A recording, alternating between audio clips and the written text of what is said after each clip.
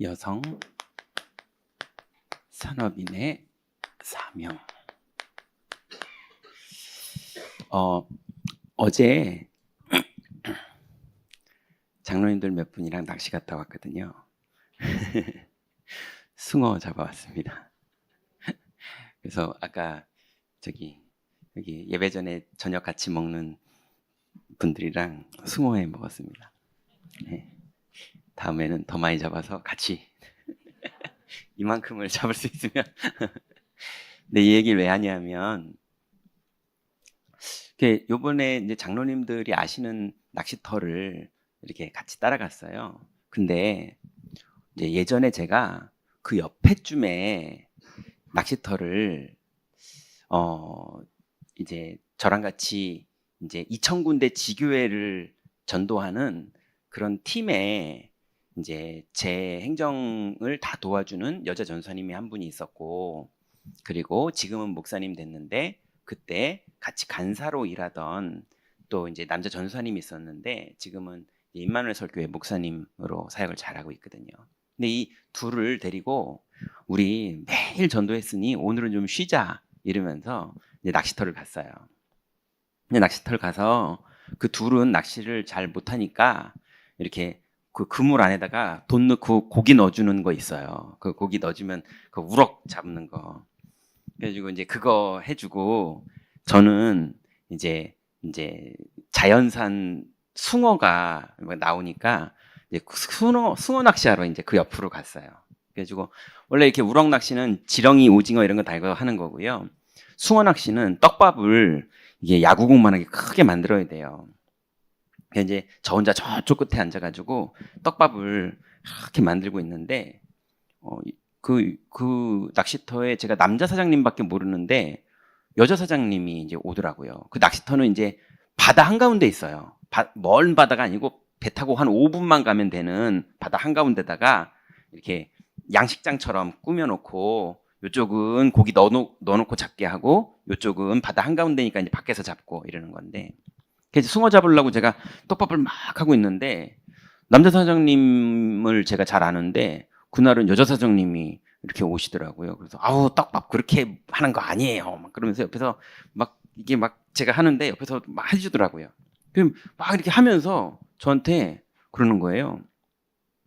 아저씨, 내가 원래는 저쪽 남쪽에 고흥 옆에 거기에 살았던 사람이에요. 그러더라고요. 그리고 네?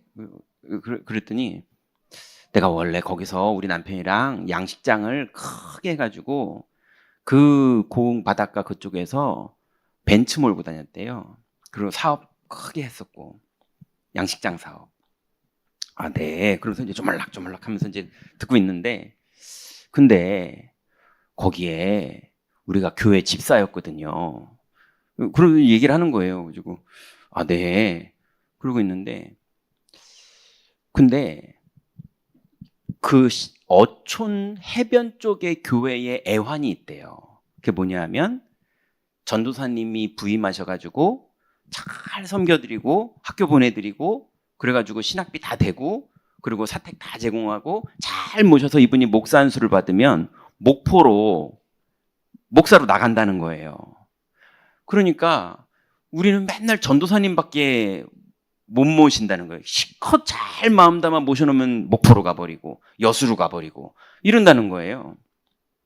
그래가지고 그게 참 마음 아프다. 우리도 참 목사님이 있었으면 좋겠다. 이런 마음이 있었는데 이제 이번에는 아예 목사님이 오셨다는 거예요.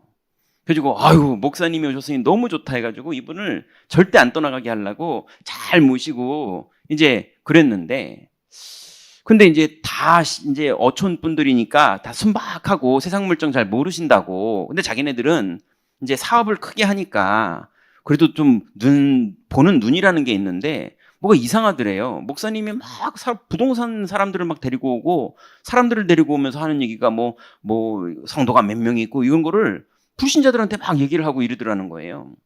그래가지고 뭔가 하고 신경 써서 뒤에서 좀 알아보고 했더니 이 목사님이 교회를 팔으려고 그러는 거예요. 그 성도들 두당 얼마 이래가지고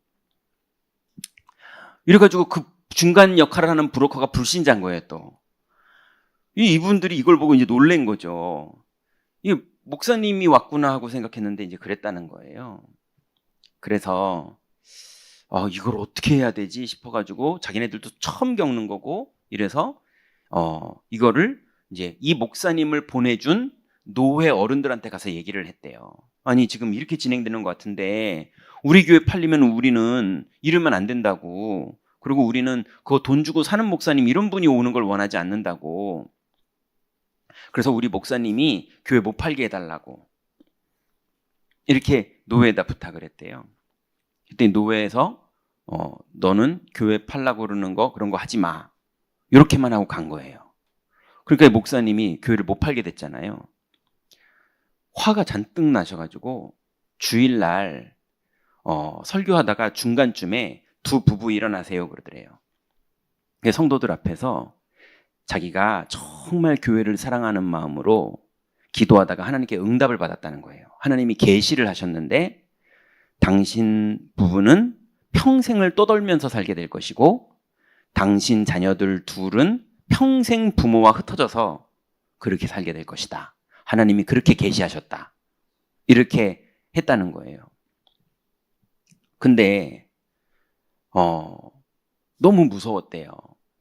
그렇지만 절대 이 나쁜 목사가 그렇게 한 말이 무섭기는 했지만 설마 했는데 실제로 태풍으로 양식장이 망해버린 거예요.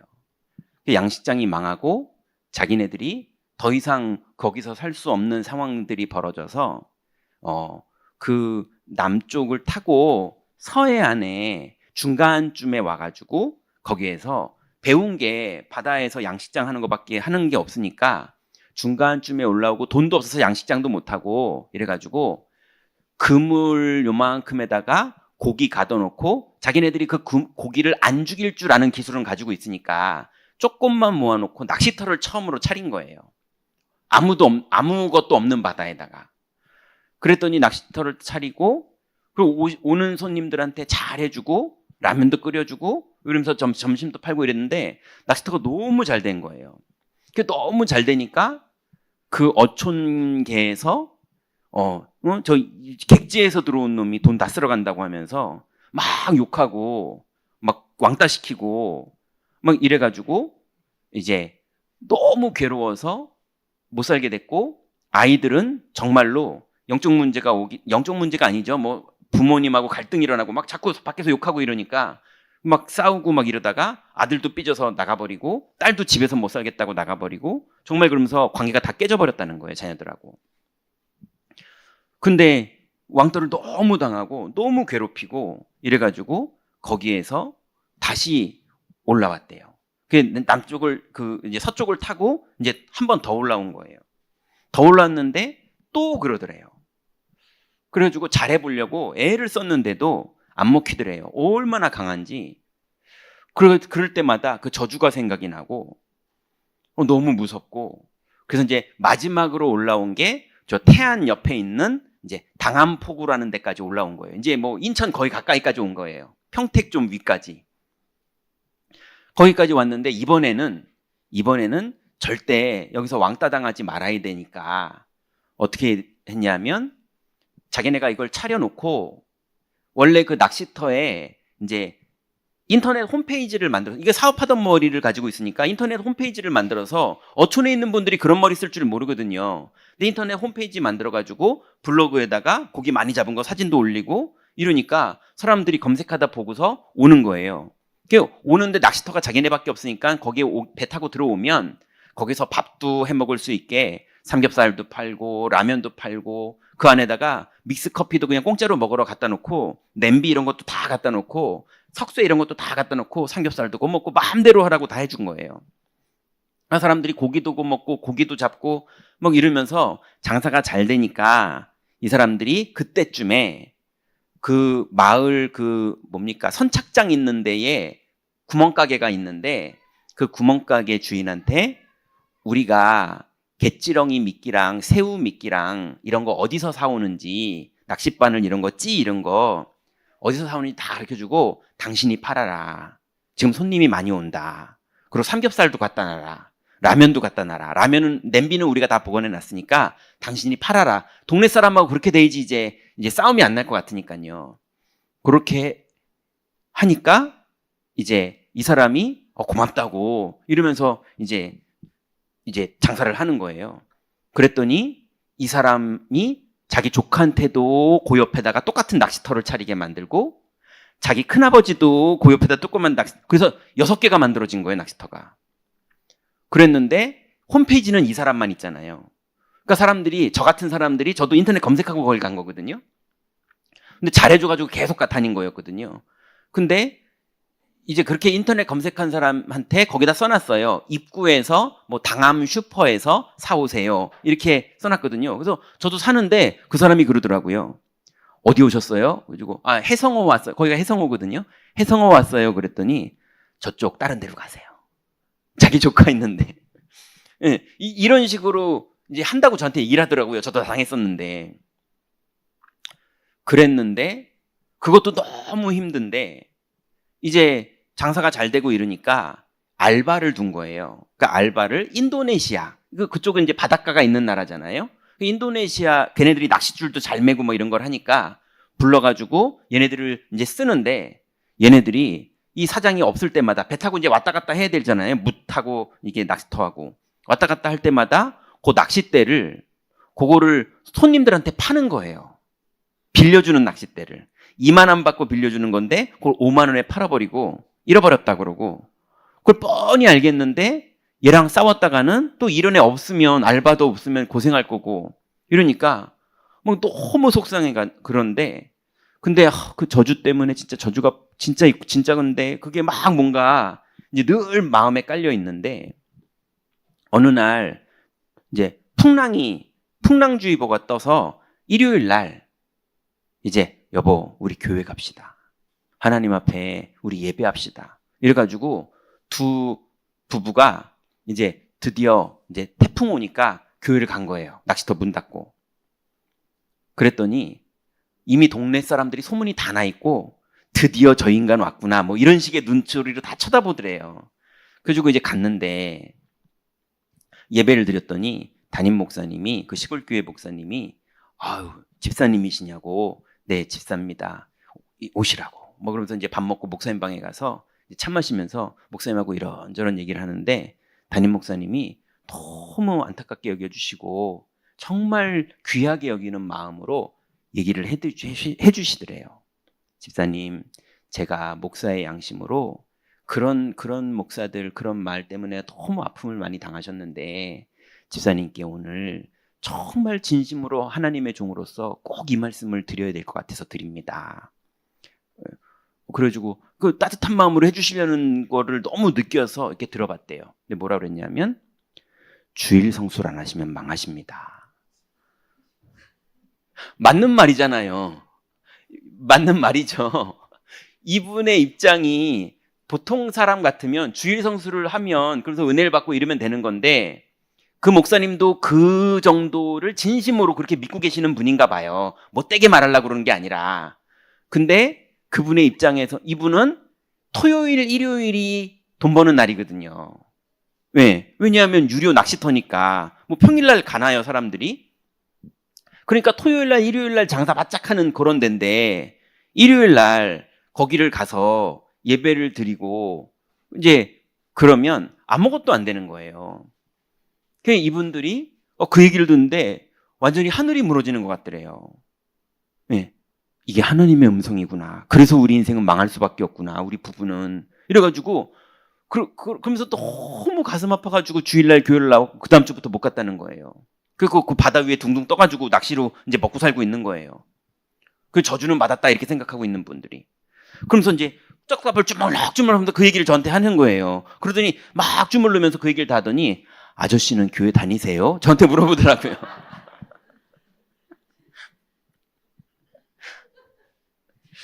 그래가지고 사장님 일로 와보세요. 이래가지고 예수는 그리스도고 창세기 3장 얘기해주고 오늘 예수님을 영접하면 예수님 함께 계시고 그래서 오늘부터 다 영접했고 영접하니까 막 계속 우시는 거예요. 오늘 예수님 어디 계시냐고 내 마음속에 계신다. 그러니 오늘 여기 이렇게 낚시하러 온 사람들 피곤하면 잘하고 방도 하나 만들어 놨거든요. 너무 잘 만들어 놨어요. 그래가지고 여기서 아저씨랑 둘이서 하나님이 주일날 나가서 예배해도 될 만큼의 환경을 벌려주실 때까지는 하나님이 이곳에 여러분과 두 분과 함께 계실 거니까 여기서 두 분이 인터넷으로 예배를 하던, 두 분이 찬송가 부르고 예배를 하던 여기서 예배를 드리시고, 그리고 하나님이 문 열어주시면 가면 된다고. 걱정하지 마시라고. 예수님 당신과 함께 있다고. 이랬더니 막 너무 기뻐가지고요. 제 그물에다 고기를 막 담아주고 막 꽃게탕을 끓여오고 막. 그 이후로 이제 카톡으로 메시지를 보내드리고 그랬는데, 그 다음에 저번에 한번 가봤더니 이제 아들이 돌아와서 아들이 거기서 이제 사업을 하고 이분들은 교회를 나가면서 예배를 드리고 있더라고요. 제가 무슨 얘기 하려고 말하냐 하면, 여러분 재앙이 진짜 있습니까? 재앙이, 그것도 이상한 목사가 말한 건데도 재앙이라는 게 진짜 있습니까? 그 목사가 말에도 있고 말 안에도 있어요. 예. 인간이 하나님을 떠나면서 마귀라는 게 분명히 살아있고요. 죄와 저주라는 게 분명히 현실에 존재하고요. 영적 세계가 분명히 있습니다. 그게 날개 달고 나 마귀다 하면서 시커멓게 날라오면 마귀인 줄 알겠는데, 생각을 속이기도 하고 마음을 속이기도 하는데, 우리 주일날 봤던 것처럼 현실에 나타나서 자녀 문제를 일으키기도 하고, 경제 문제를 일으키기도 하고, 자연재해를 일으키기도 하고, 운명 같은 일들을 실제로 마귀가 벌이고 있다고 성경은 말하고 있거든요. 그런데 이 마귀는 부적으로도 해결 못하고요. 예, 아무리 천일기도를 해도 해결 못하고요. 아무리 명상을 해도 해결 못하고, 아무리 너 수고했다 하면서 나를 위로하고 나를 격려하고 아무리 해도 절대로 흑암은 못 이깁니다. 이 마귀의 권세를 이길 수 있는 유일한 이름이 그리스도라는 이름이에요. 그래서 그리스도로 마귀의 일을 멸하신 이 하나님의 은혜가 우리에게 임했고, 이제 우리에게 그 권세를 주셔서 그리스도 이름을 부를 때 역사가 일어난다는 말은 부를 때 역사가 일어난다는 말이 아니에요. 그 이름을 부른 사람이 누가 있었냐면 스게야의 7 아들도 내가 바울이 말하는 예수의 이름으로 명하느니 귀신아 떠나가라면서 불렀는데 역사 안 일어났어요. 그죠? 부를 때 역사 일어난다는 건 부르는 걸 말하는 게 아니라, 여러분 제가 갑자기 아저씨 안녕하세요? 이러면은 제정신입니까 아닙니까? 도른 거죠. 그죠?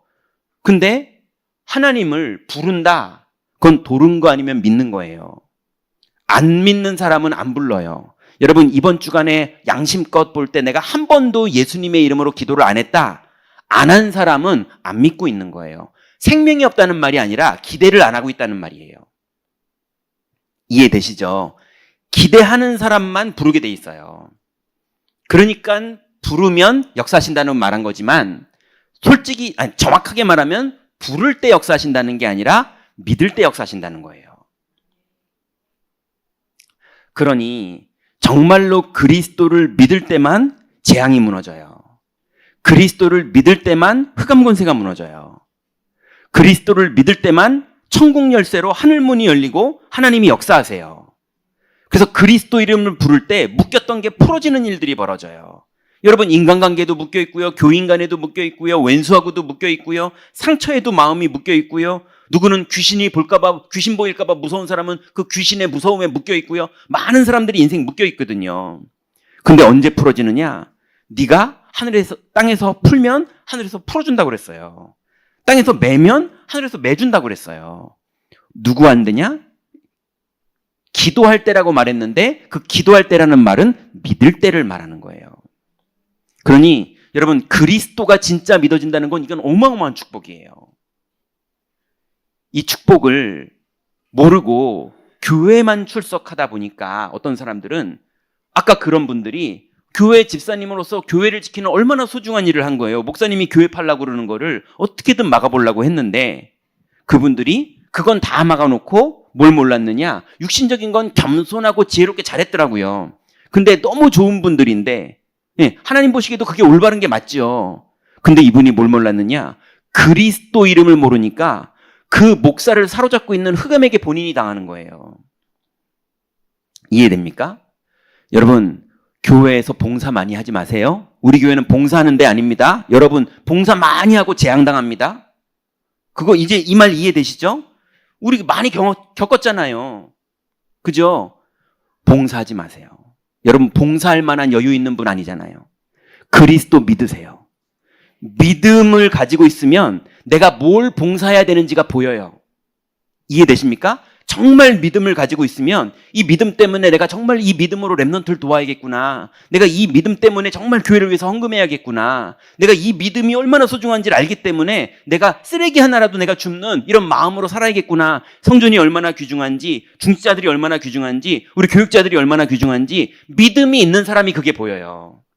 그러니 그거 없이 하면 교육자 때문에 그렇고 장로님 때문에 그렇고 하면서 막 욕하고 서로 싸우고 이런다니까요. 이해되십니까? 여기서 오르려고도 그러지 마시고 그러려고도 그러지 마시고 그리스도 믿으려고 하세요. 이거밖에는 우리 길이 없습니다. 그래서 오늘 제목이 뭐냐? 그리스도를 믿는 여성 산업인이 나온다. 어마어마한 하나님의 일이 벌어져요.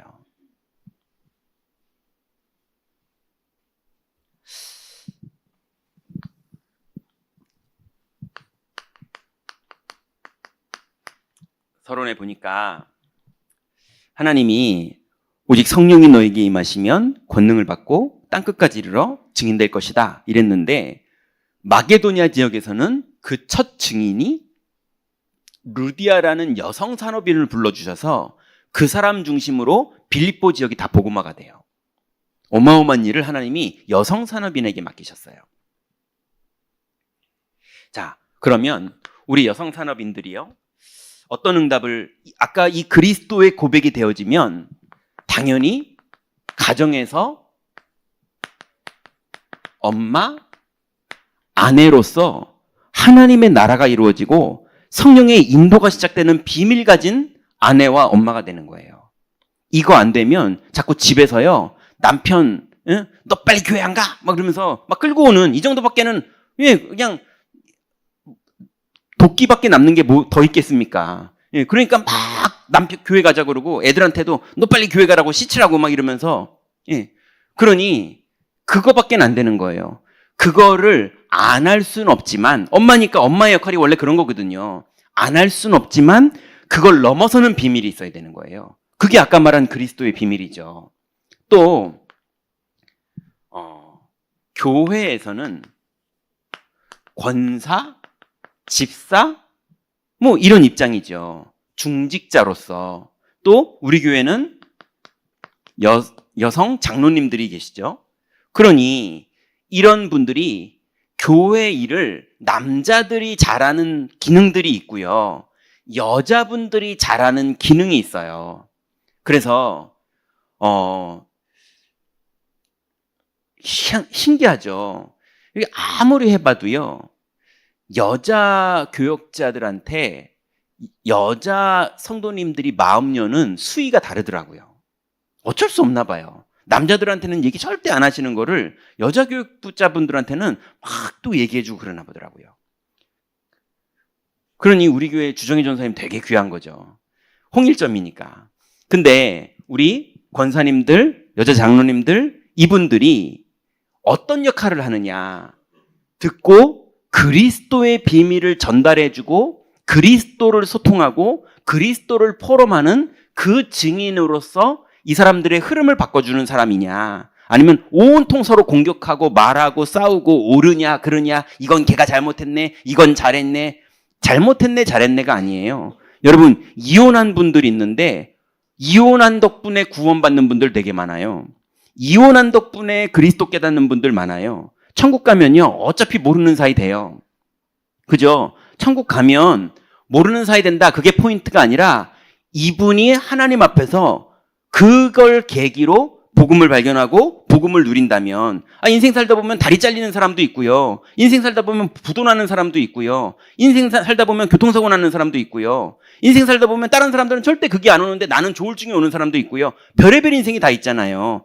여러분은 별의별 인생 아닙니까? 전 별의별 인생을 살았거든요. 여러분도 별의별 인생 다 사셨잖아요.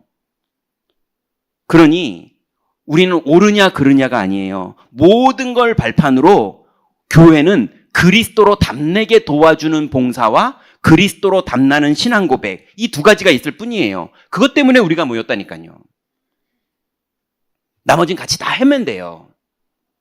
그러니 교회 안에 권사님으로서, 집사님으로서, 장로님으로서 본인들의 역할이 옳으냐 그르냐가 아니라 그렇게 하는 척하면서 그 안에 들어가서 이분들이 내가 만난 그리스도, 이분도 만날 수 있도록, 이분도 누릴 수 있도록 도와주는 걸로 인도를 받아야지. 안 그러면 교회가 온통 딴 거 하게 돼 있어요. 이게 여성 산업인들, 중직자들의 사명이죠. 그리고 이제 현장에 가보면요, 남자 산업인이 하는 전도가 있고요, 여자 산업인이 하는 전도가 있더라고요. 하나님이 여자분들을, 이 사업가인데도요, 여자분들은 또 달라요. 뭔가 사업이 되게 남자들하고는 또 다르고요. 섬세하고 따뜻하고, 여자분들이니까 또 정확하기도 하지만 여자들의 산업을 남자들이 못 따라가는 게 있어요. 예전에 그 여성 속옷 사업하는 회장님 사무실에 복음 전한다고 가봤거든요. 일단 차는 벤츠인데 흰색의 모든 장식은 금색. 그리고 회장실에 갔는데 흰색 계열의 꽃들이 막 가득 있고요. 누가 봐도 여긴 여자 방이다, 이런 느낌이, 이분이 돈 번 걸로 그냥 그걸 엄청 화려하게 해냈더라고요. 끝낸 영접은 안 했지만, 근데 이분이 자기가 이렇게 어렵게 사업을 이제 이끌어오던, 왜냐면 응답받아 오던 게 아니니까, 불신자니까요, 이끌어오던 과정들을 얘기하는데, 그 재봉틀로 이렇게 옷 수선하는 일 하던 분이었는데, 이제 속옷 주문이 들어와서 그거 하다가 그게 커져가지고 대박이 난 거더라고요. 그래가지고 어마어마하게 대박이 났더라고요. 근데 영적 문제 감당 못하니까 여기서 개인 일이라 말은 못하겠지만 말도 못하는, 이분은 너무 많은 일들이 벌어져가지고 어려워하고 계셔서 전도하러 갔는데, 저 데리고 온 분한테 왜 목사님 데리고 왔냐고 막 소리 지르고 그랬다 하더라고요. 그러니 여성 산업인의 전도가 따로 있어요. 자, 그러면 이제 깜빡거려도 신경 안 쓰실 수 있으시죠? 자, 어떤 중요한 시간표에 쓰임받았던 여성 산업인들은 어떤 분들이 있었는지 한번 볼까요? 출애굽 시대에 우리가 잘 알고 있는 요게벳과 산파들이 있었어요. 레위 지파의 여자와 레위 지파의 남자가 결혼했을 때 그 전에 왕이 명령하기를 다 죽여라, 남자들은, 이랬을 때 이스라엘의 산파들이 거짓말까지 하면서, 이스라엘 사람들은 예정일보다 빨리 납니다, 그래서 우리가 가니까 벌써 애 낳아서 도망갔습니다, 이렇게 하면서 이제 안 죽였던 거예요. 그리고 모세를 낳았을 때도 이 산파가 당연히 안 죽였던 거였죠. 그리고 요게벳과 그 엄마 요게벳과 모세가, 그 산파가 둘이 짜고 모세를 이제 숨겼던 거죠. 그게 하나님의 시대의 흐름하고 맞았던 거잖아요. 그래서 출애굽기 2장 1절부터 10절에 보니까 산파와 요게벳이 하나님의 흐름에 인도를 받았죠. 또 누가 나오냐면 십보라가 나오죠. 출애굽기 4장 24절부터 25절까지 보면 십보라가 미디안에서 그 모세를 만나죠. 그죠? 근데 십보라가 뭐 하던 사람이냐면은 이게 양치던 일을, 아버지의 양치던 일을 하던 사람이었어요. 그래서 이제 만나잖아요. 양 물 좀 먹여달라고 하면서 모세를 만나죠. 그러고 나서 나중에 이 십보라가 오히려 신앙이 있어서요. 하나님이 모세를 출애굽 3장에 너는 이제 가나안 땅으로 가라 이렇게 말씀하시잖아요. 그런데 모세가 자꾸 나는 입이 어둔해서 못 갑니다. 그랬더니 나는 여호와다 그러시고 저는 뭐 이래서 못 갑니다. 저래서 못 갑니다. 하나님이 뭐 품속에다가 손을 넣어라 그랬더니 문둥병, 그 다음에 다시 넣으니까 나았고, 지팡이 던져봐라 뱀, 다시 하니까는 다시 지팡이, 뭐 이런 거 다 보여줬는데도 모세가 끝까지 못 가겠다는 거예요. 그러니까 하나님이 죽여버리려고 그러죠. 그랬더니 그때 누가 나옵니까? 십보라가 돌칼 가지고 할례를 해가지고요, 이는 내 피남편이로다 이러면서 언약을 오히려 십보라가 고백하는 걸로 남편이 시대적인 사명자로 바뀌는 응답을 거기서 받아요. 그러니 이 십보라의 신앙도 하나님이 사용해서 시대의 큰 인물을 만드는 그 여정에 하나님이 쓰신 거죠. 그러니 출애굽 시대에 여성 산업인들이 그냥 나약한 여자 이런 걸로만 살지 않았고요. 산업인 같은 냉철함도 있고 신앙도 있고 사실을 볼 줄 아는 눈도 있고, 이게 정확하게 다 있었던 거예요.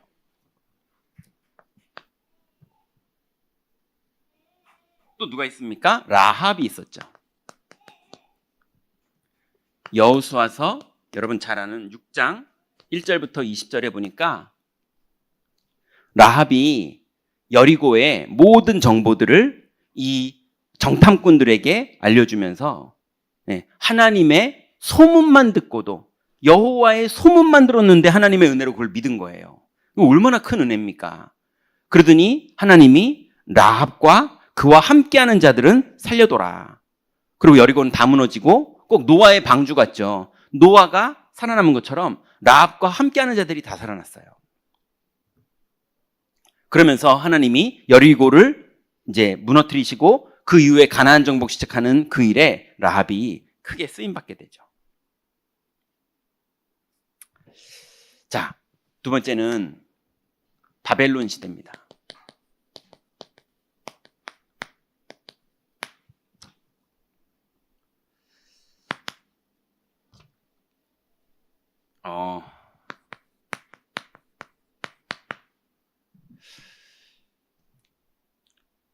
하나님이 예레미야 예가에서 젖먹이가 목말라서 혀가 입천정에 붙었다. 그 여자들의 몫이잖아요. 근데 아무도 복음을 전해주지 않는 거예요. 또 어린 아이들이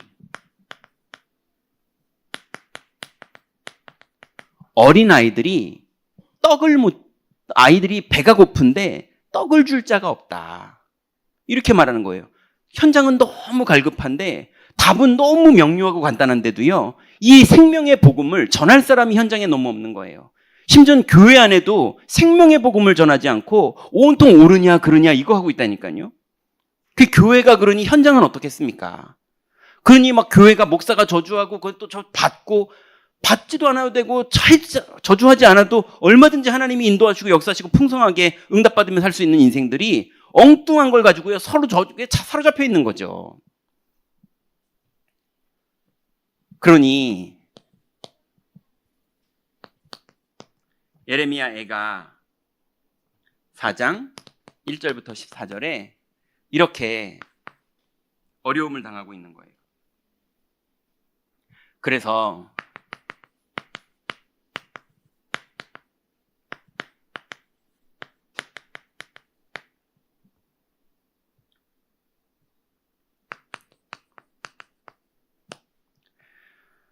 하나님이 이사야 6장 13절에 보니까 그나마 남아있는 10분의 1도 다 황폐하게 될 것이다.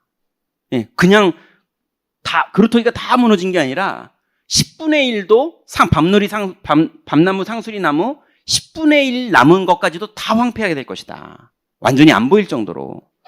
그러나 그루터기가 남아서 일어난다는 거예요. 여러분, 여러분이 그루터기예요. 생명의 씨앗을 가지고 있는 교회 안에 이 예수 생명의 비밀, 그 이름이 진짜 믿어지는 사람, 그 이름을 불렀더니 하나님이 만나지는 길이 열린 사람, 그 사람은 아무리 노인이어도, 아무리 연약해도, 아무리 병이 있어도, 아무리 부족해도 내 손으로 일하는 거 말고 그리스도가 인도하시고 역사하시는 이 비밀을 가진 사람은 세상을 이깁니다. 그래서 이 비밀을 알고 있던 에스더의 규례 어긴 도전. 에스더 4장 16절에 정확한 명분 없이 그런 허가가 나지 않았는데 왕을 만나러 들어간다는 건 암살할 목적 아니면 없는 일이거든요. 근데 에스더가 지금 어마어마한 일이 벌어졌는데 이거를 허락을 받고 들어가려면은 오히려 커트당하는 거예요. 커트 정도가 아니라 네가 이걸 가지고 지금 일르러 왔다고? 이렇게 되는 거예요. 그러니 에스더가 온 이스라엘 백성들한테 나를 위해서 기도해줘라. 여러분 이게 얼마나 무서운 일입니까? 온 이스라엘 백성들한테 나를 위해서 기도해줘라. 내가 규례를 어기고 지금 들어갈 거다. 죽으면 죽으리라. 예. 엄청나게 무서운 일인 거거든요. 예. 여러분이 청와대에 칼을 들고 들어가서 칼을 들고 확 뛰어 들어가는 건데 뭔가 중요한 말을 해야 되는 입장이면 이게 상황이 그런 거잖아요. 지금 왕 앞에 허락 없이 공식적인 절차 없이 지금 들어가야 되는 거예요. 그런데 에스더가 한 시대의 하나님의 흐름을 보고 믿음의 결단을 했는데 그거를 남자가 했으면 큰일 나죠. 에스더였던 거예요. 하나님 그렇게 계획하셨고요.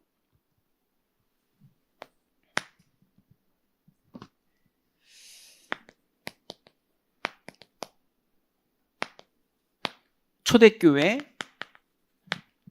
시대에 첫 번째는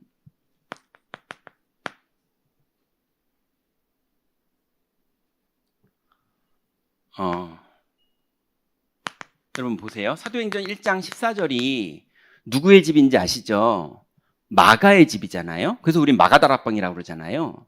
마가의 집인데 여기에 성경에 보면 마가의 어머니가 나와요. 그죠? 이 집을 오픈한 게 마가였을까요? 마가의 어머니였을까요? 그죠? 엄마의 이 사명이 중요한 응답을 받았잖아요. 근데 마가의 삼촌이 누구죠? 바나바예요. 그러니까 저도 메시지 준비하면서 묵상해 보니까 그러더라고요. 그러니 이게 누가 먼저 믿었는지 모르겠는데 분명한 건 제 느낌에는 성경에 먼저 나온 거는 지금 마가의 어머니가 먼저 나왔거든요. 그러니까 여동생이 먼저 예수 영접을 한 거예요. 그리고 이 마가다락방에 120명에 들어온 거예요. 그리고 결단하고 믿음으로 그리스도 이름을 진짜 믿은 거예요. 그 시절에. 진짜 믿었더니 성령이 임하시는 이 비밀이 자기한테 먼저 임했고 이걸 누리고 있는데 바나바는 언제 나옵니까? 사도행전 2장 후반부부터 나오잖아요. 그러면서 바나바가 전 재산을 헌금하잖아요. 그러니까 생각해 보세요. 지금 120명이 개척을 했는데 집을 제공한 게 그 마가의 어머니예요. 여동생이에요. 근데 그 집을 제공한 여동생의 신앙을 보고 오빠가 전 재산을 헌금한 거예요. 이해되시죠? 그리고 조카인 마가는 그리고 아들인 마가는 바울 따라서 선교 여행을 출발한 거예요. 베드로도 안 들어왔는데 자기는 바울을 따라 움직인 거예요. 시대가 바뀌었잖아요. 베드로 시대에서 바울 시대로. 근데 마가는 끝내 따라간 거예요. 나중에 바나바하고 바울하고 싸우죠. 근데 그 마가 때문에 싸우잖아요. 근데 나중에 보면 바나바는 성경에서 이름이 안 나오는데 마가는 또 바울이랑 같이 사역합니다. 맨 마지막 끝까지 바울이랑 함께 가는 건 마가예요. 그러니 이 엄마의 집에서 신앙 고백이 이게 시대의 엄청난 흐름 속에 같이 응답받더라고요.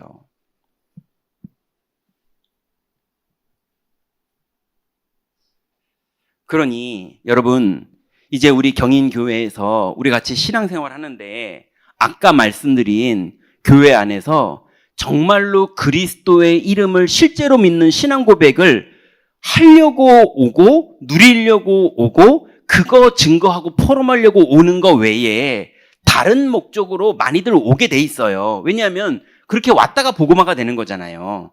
그죠? 당연히 오는 건데 와서 거기에 머물러 있는 시간이 누구는 20년, 누구는 10년, 누구는 30년, 누구는 평생을 살았는데 가봤더니 지옥이고 이런 사람이 있다니까요. 가룟 유다가 예수님을 위해서 평생을 헌신했는데 죽었더니 지옥이잖아요.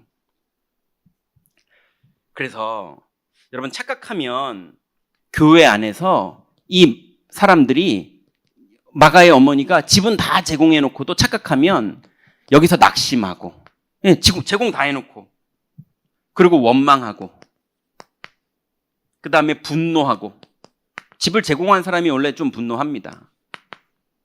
그리고 슬프고 이 안에서 벌어지는 일이에요.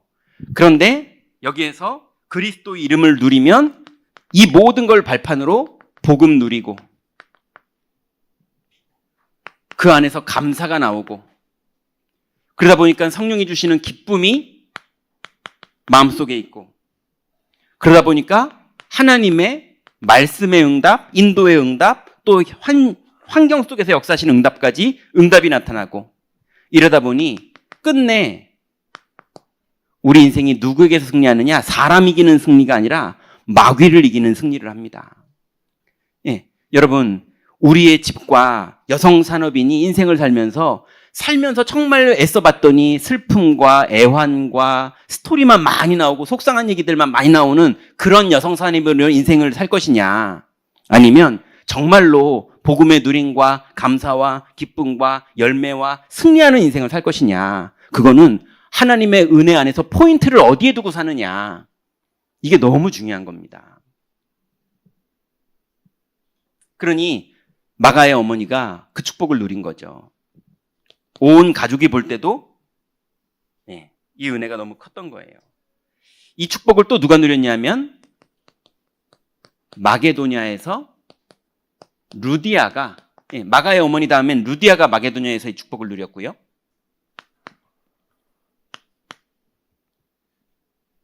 데살로니카에서는 귀부인들이 헬라인과 귀부인들이 이 복음을 받았거든요. 성경에 보니까 적지 않은 귀부인들 그랬어요. 네 번째 보니까요. 고린도에서는요.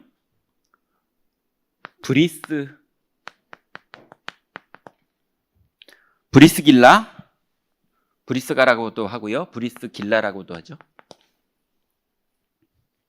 브리스길라가 이 축복을 누리게 된 거예요.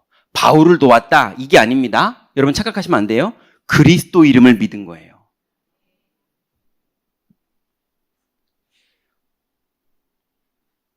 그러니 이 브리스길라는요. 그리스도 이름을 믿었는데 하나님이 그 인생을 얼마나 축복하셨냐면 바울의 사역의 위기의 순간순간마다 하나님이 브리스길라의 부부를 쓰셨어요. 심지어는 바울이 뭐라고까지 말합니다. 말합니까?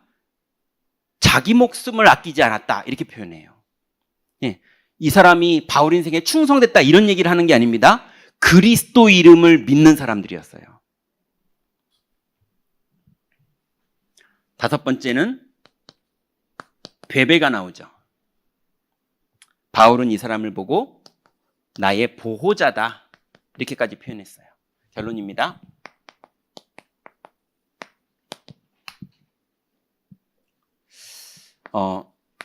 여성 산업인, 여성 전문인들은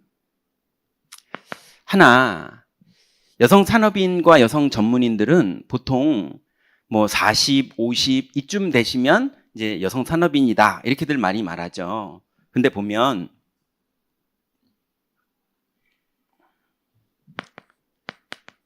(10년이) 황금 시기예요. 결혼하고 10년. 27이 됐던 아니면 30이 됐던 결혼하면서 전문인으로 자라나는 우리 여자 청년들의 10년, 그 10년이 어렵습니다. 제가 이제 젊은 부부들 신방을 가보니까, 아가씨 때 막 발랄하고, 뭐 이러던 애가 애기 하나 안고, 심지어는 애 둘 안고, 아니, 목사 앞에서도요, 막 젖을 먹이고, 뭐 이럴 정도로 아줌마가 다 됐더라고요. 우리 교회가 아니고요. 지금 우리 교회가 아니고. 근데 우울증이 와 있어요. 밝았던 애가요. 그래가지고 애 엄마 돼가지고, 우울증이 와가지고, 뭐 메시지를 하면서 애가 눈 마주치는데 애가 눈을 똑바로 쳐다보지도 못하고 애가 눈이 갔어요. 아이고. 그러니 이게 교회 안에서 복음 그러면서 랩넌트 하고 잘 키워주고 막 같이 불고기도 구워 먹고 같이 막 수련회도 갔다 오고 다 했는데 그리스도 누리는 게 아니었던 거예요. 자기한테 실제로 뭐가 오니까 못 이기는 거예요. 그거나 그 낚시터 부부나 뭐가 다릅니까? 맞죠? 그래가지고 메시지를 하는데도요 못 들어요. 하도 눌려가지고 애가요. 남편만 옆에서 아멘 하고 여자애가 못 들어요. 막 듣고 있는데 또 애기가 울죠. 또 막 져달라고 그러죠. 뭐 이러니까 저도 빨리 나가야지 이런 생각밖에 안 들더라고요. 여기 계속 있으면 애 힘들겠다 싶더라고요. 그러니 여러분, 우리 여자 청년들의 10년, 결혼해서 아이가 10년이면 한 9살쯤 되거나 뭐 이런 시기잖아요. 초등학교 한 3학년, 4학년, 그때까지가 4학년, 5학년 때가 아이들이 스스로 자아를 가지고 독립을 시작할 때예요. 엄마 말 안 들어요, 그때부터요. 5학년은 절대 안 듣고요. 4학년부터 들을까 말까 갈등 시작해요. 그러니 3학년, 4학년, 초등학교 3학년, 4학년이 제일 중요한 시기예요. 왜냐하면 말귀도 알아들을 줄 알지만 자기 자아도 형성되는 시기이기 때문에 말귀를 알아들으면서 나는 이렇게 살아야지라는 게 결정되는 기간이에요. 그래 놓고 5학년이 넘어가면 이제 뭐가 결정됐든 그대로 살아요. 그래서 이 황금기에 아이들을 키우는 여자 청년들, 교회에서 정말 도와주라는 말은 이 아이가 그리스도를 누릴 수 있게 도와줘야 돼요. 그걸 위해서 애도 봐줄 수도 있어야 되고요. 뭐 노하우도 가르쳐줄 수 있어야 되고요.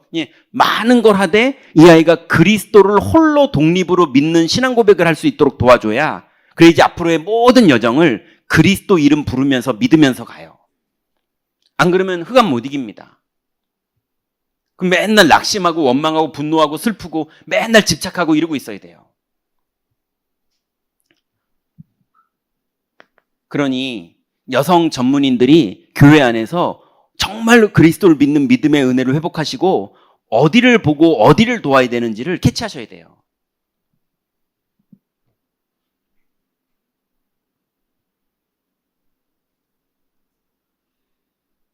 그래서 이 황금 시기에 다 해야 되거든요. 그러니 힘들 수밖에 없어요.